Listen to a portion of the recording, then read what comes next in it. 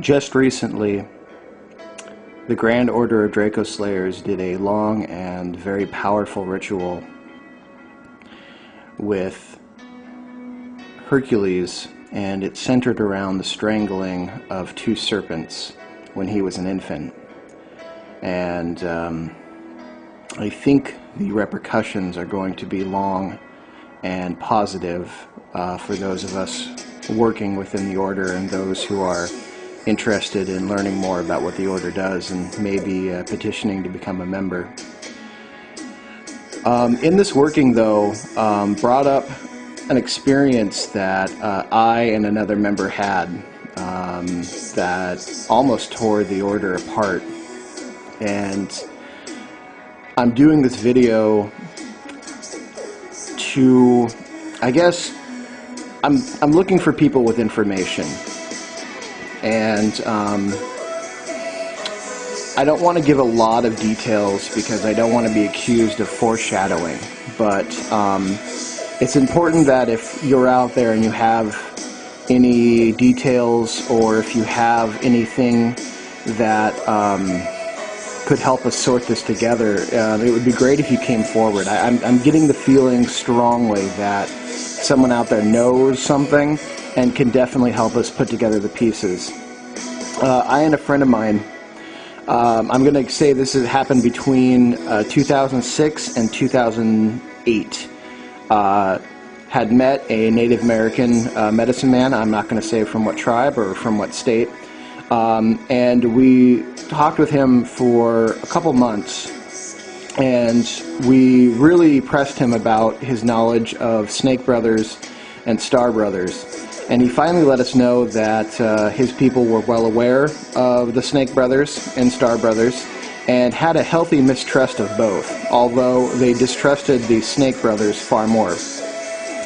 After talking with him more and him finding out and finally seeing that we weren't, just some people who saw the craft and, got some books on Wicca, that we were an actual order that had a real understanding of the astral and magical realms, he led us in to a spot in the desert where a lot of his people had done a great number of rituals and had petitioned for help from their great spirit as well as ancestral spirits, and told us that we might be able to find allies there.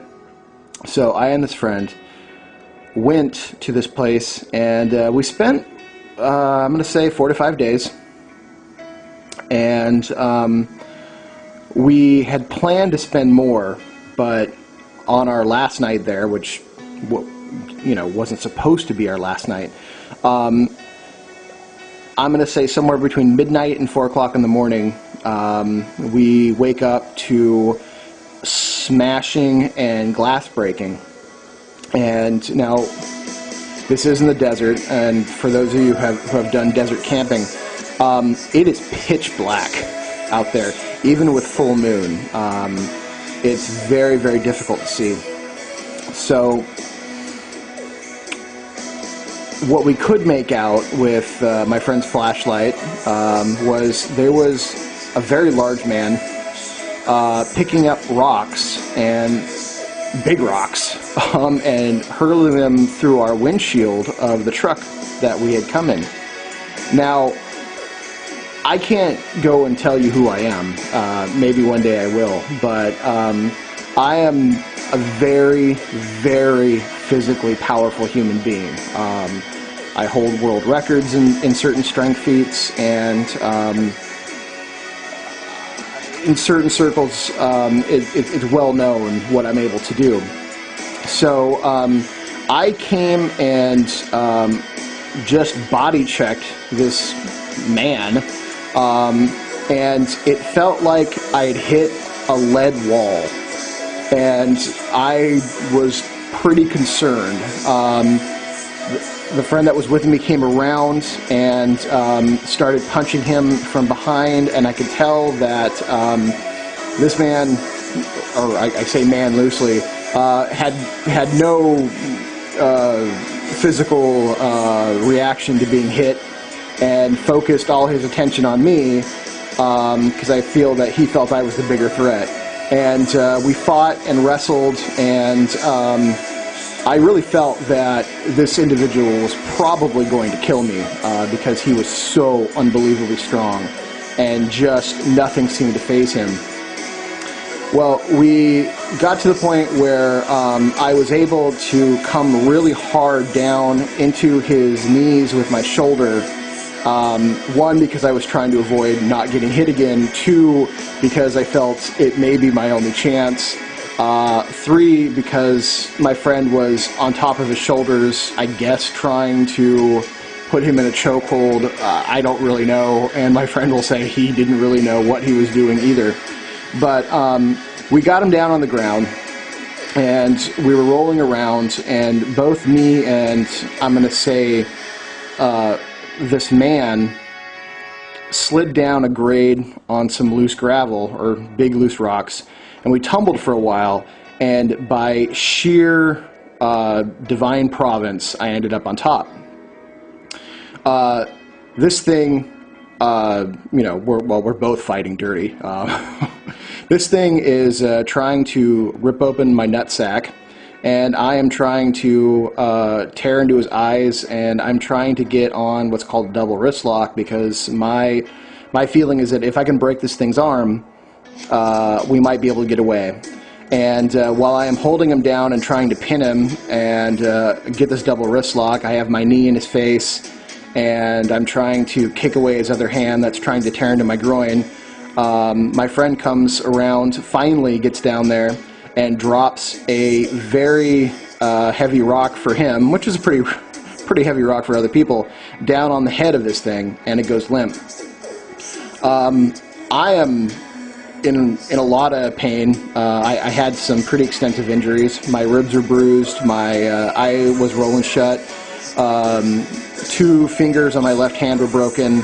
I think most of all the toes on my right foot were broken, and I was bruised on the inside of the thigh, and just really hurting all over. I wanted to get a better look at this thing. Now, I love people, I love all people, but this thing looked like it suffered from Down syndrome. But it was so dark and things were moving so quickly that I couldn't really get a good look. And right when we were about to, and I started to kind of look over, it seemed to be dressed in pretty simple clothes. It was like a sweater. It looked like it had jeans on, but it was just big. It was probably about 6'6" and well into the 300 pounds.